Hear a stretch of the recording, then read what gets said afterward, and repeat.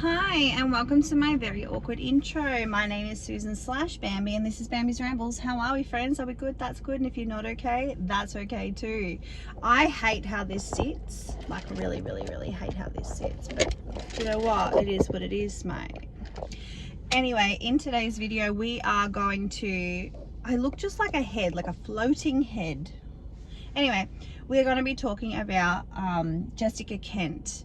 And I haven't watched any other commentary videos on it. I know that Radiant Brit has made quite a few.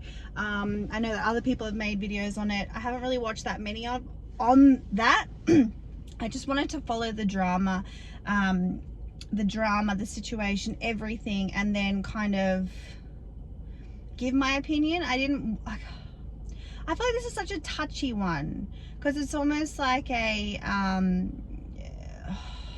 boy who cried wolf story, like not her story, not Jessica's story, but when people talk about this sort of stuff and then you hear the other side of it, and then that's when people don't believe people, and then there's the whole, you know, it's almost like another Amber Heard and Johnny situation. But also we have proof on video that, you know, she was in a questionable relationship. But anyway, let's backtrack a little bit. Let's go to the start. Okay, so we're talking about JessicaKent. JessicaKent is a prison YouTuber, and she's in that community. She's also had a history with substance issues, pharmaceuticals of the illegal variety, and she's had some controversies in regards to, she has spoken about not having an issue with alcohol and then slowly opening herself up to alcohol and then not, and then yeah, there's just this whole little thing about that. So anyway, she posted this video saying that her partner of 8 years had a relapse with the sugar booger, sugar booger, that, you know, that variety. And she apparently just thought it was a relapse, didn't really know the full scope of what was really going on, and decided that she was going to help him through that. But then it became, she found out a whole lot more apparently. So eventually she found out that, well, this is according to her, so don't that's me moving my chair, by the way. So that's just me saying what she said, okay? So don't take my word for it, because I'm not there, I'm not a fly on the wall. Anyway, so she said that she didn't know how bad it was. She didn't know that he was actually dealing, selling, that sort of thing, or didn't know that it was a full-blown relapse. So it turns out he was pushing and moving stuff, and it was a full-blown relapse. So she basically put this video out explaining the DV, explaining the whole situation, explaining that she's moved herself and her children to a safe location. She wants to co-parent. And I was watching this first video and I was like, wow, this chick seems pretty put together. Basically she's come from the wrong side of the tracks, gone to the right side of the tracks, blah blah blah blah. Like, I was, you know, I was like, okay, this must be awful for her, but she's still moving and shaking and doing the right things. Well, then she did a live stream, and again, not saying this is all in chronological order, this is just how I saw them. She did this live stream, and she was pinging, mate. She was pinging. Like, look, I ain't touched hard drugs in a long time, 10 years. I've had a few mishaps here and there with some other things, but hard drugs, it'll be 11 years in October, sorry. It'll be 11 years in marriage in December. But anyway, so I know when someone's pinging off their guts. Like, I'm not an idiot, but she looked like she was pinging. And again, the chat was gone, and she said it was because of an editing issue. But the thing is that if you do a live stream and you edit it, I think all of us know you lose the chat. Everyone knows it. I think, especially someone that has built a career on YouTube and nearly has 1 million subs. Doesn't she normally nearly have 1 million? Or nearly 300,000? Why do I think 1 million? Maybe because I saw the one. But she was off her guts, right? And she said that the chat was gone. And people were saying that the chat was gone because the mods couldn't catch everyone that was saying she looked off her guts. Again, maybe there was some twitching in the video that she wanted to edit out. I don't necessarily know what was taken out of the stream, so I can't confirm, but from what I saw in the stream, she did look a little out of it. But again, she did say that this was with an ADHD medication. Can't confirm or deny that. She said something about drug test results and things like that, but again, I don't know. But she said in this live stream that, again, I don't know if this is TikTok or YouTube live stream, but she said on a live stream something about Mindy, who is another recovery prison YouTuber. Well, I think she's a recovery YouTuber or a recovery TikToker. She basically said, I know you're still in the house effing him and getting illegal pharmaceuticals off him, and basically blasted that on the internet. And that she basically said, you know, you're probably in danger and I'm concerned about you, and just all this sort of stuff, right? And I'm not a very good storyteller, am I? But anyway, so she basically said all this sort of stuff, and then this Mindy chick pops out of, you know, and says, hold the phone, you're gonna drag me, I'm gonna drag you. And not only did she drag her, she exposed her. She showed text messages on TikTok, basically showing that he was dealing. This Mindy person, again, kind of calls her to relapse. I don't want to blame that on anyone, but she basically was saying, oh, well, if you guys are going to get some, I want some too, blah, blah, blah, blah, blah. And so, because she was living there, she wanted to have some too, because they were having it. And basically ended up, there was a text message saying, oh, if you got $80, I'll grab 2 and you just cash at me. Have you got cash type thing? We know what that means. Like, if you have been in that scene or have ever done anything like that or brought anything, like, you know what it is. You know what it is when you read it, and we read it and we saw it and it came from her. Now we go to the next bit where basically she's saying that the house is run like a trap house, which is what we would call a crack house here. We don't really say trap house here in a show, we call it crack house. Or like, you know, we have certain areas like our commission areas and stuff, like crack houses, and you just know, but we don't call them trap houses. Anyway, that she was basically running some sort of trap house because with her kids there, because inside some of these text messages she was saying, oh, so and so who effed so and so and effed so and so is downstairs, and she's scared to come, blah blah blah.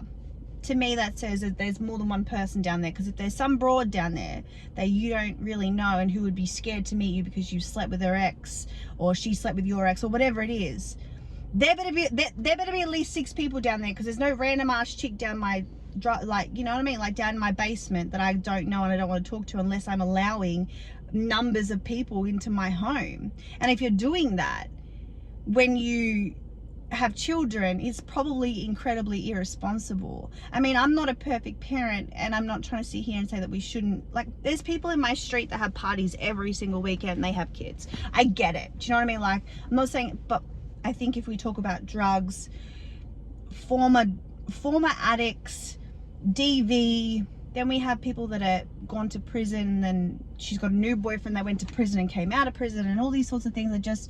I don't know. If we're seeing all of this and then we're seeing half of the truth from Mindy, that's not really the truth that Jessica is giving us on her channel, then what do we know what's really going on? So we can't really, we can make a point and say, well, this is probably irresponsible parenting, but at the same time, what are we missing here? That's what I want to know. And I also, I mean, I'm also confused about a few things, because there is a video apparently out there, it's antisocial personality disorder video that JessicaKent speaks in, she's interviewed in, and she's basically saying, I can manipulate people, I can do this, I can do that, I can, you know, and I felt like, oh, maybe that's what she did in her first apology, because I felt that, like, I felt not manipulated, but I felt sorry for her. I don't know, she fooled me. And I don't get fooled very often, because, you know,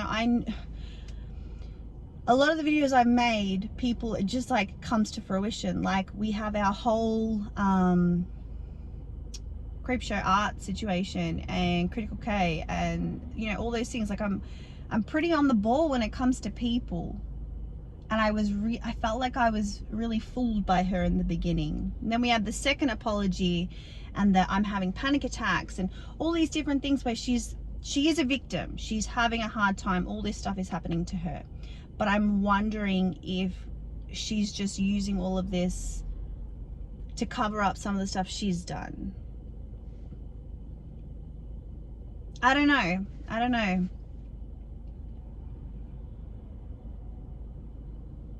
And I hate being one of those people to be like, why is that on YouTube? But everything belongs on YouTube in its own little way, I guess. Like if she posted that video and got someone out of a DV situation, God bless her. But I don't know if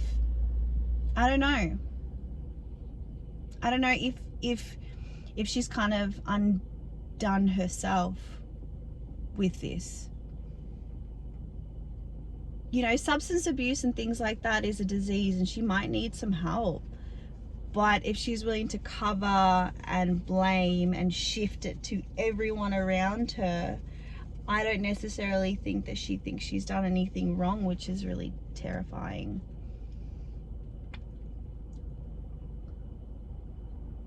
That is really terrifying. And I know this video is kind of all over the place, but I found it really hard to make this video about her because, again, she had me in my feels. And then I was like seeing all this other stuff and I was like, wow, you really are like, you know, you never know somebody. So maybe that's what it is. Like you, I don't know.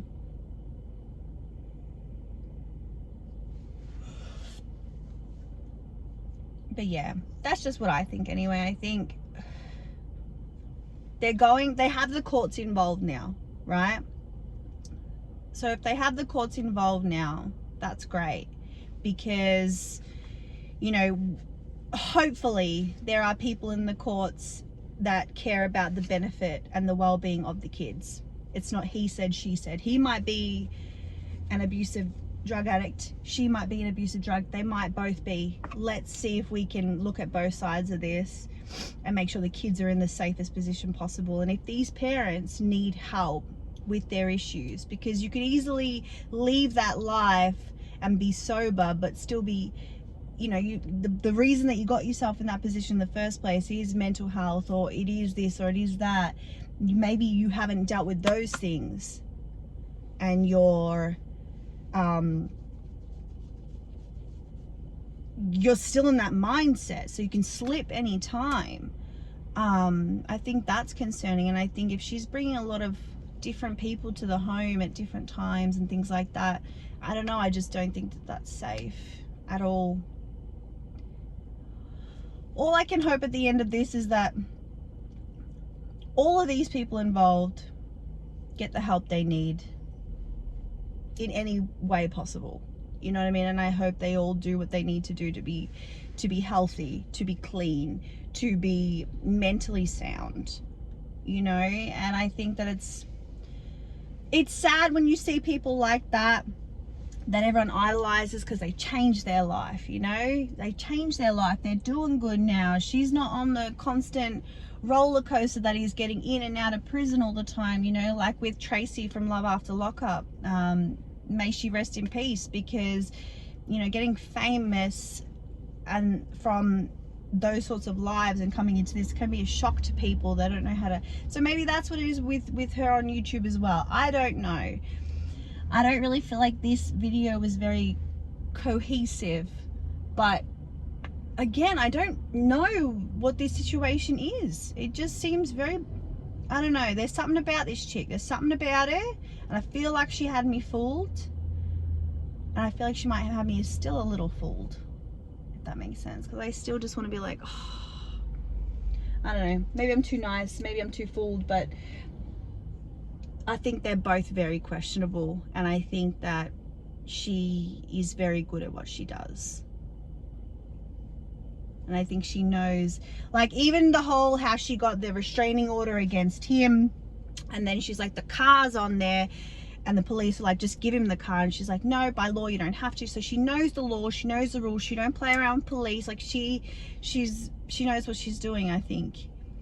And I just hope that it's in the benefit of the children, and the courts play both sides here, see both sides of this. But anyway, guys, thank you so much for watching. I really appreciate it. Remember to like, subscribe, send a pigeon, keep the same energy, and I will see you very soon for another one. And I am going to go park my car in the doctor's car park so I can go have therapy. Mwah! Bye.